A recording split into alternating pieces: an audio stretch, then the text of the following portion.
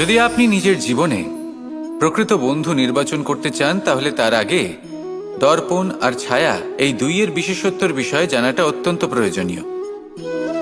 দর্পণ কি করে থাকে? যখনই আপনি দর্পণের দিকে তাকাবেন ও শুধুমাত্র আপনাকে সত্যের সাথে অবগত করাবে, ও আপনাকে কখনো মিথ্যে বলবে না। সেখানেই যদি ছায়ার কথা বলি তাহলে দেখুন ছায়া কি করে, সব সময় আপনার সাথে থাকে, কখনো আপনার সঙ্গ ত্যাগ করে না। এবার আপনার জীবনে যদি এমন কোনো বন্ধু আসে যে সবসময় আপনাকে সত্য কথা বলবে, আপনার অপগুণের বিষয়ে যদি আপনাকে বলে কিন্তু তাও সে সত্যিই বলবে, তাহলে তার উদ্দেশ্য কিন্তু আপনাকে দুঃখ দেওয়া নয়, সে আপনার অজ্ঞানতা, আপনার ভ্রম দূর করতে চায়।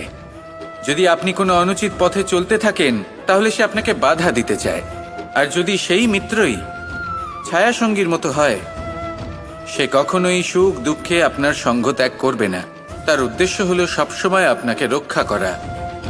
তাই এরকম দর্পণ বা ছায়ার মতো কোনো বন্ধু যদি আপনার জীবনে আসে তাহলে তাকে কোথাও যেতে দেবেন না, সে আপনার জীবনকে সুখময় করে তুলবে।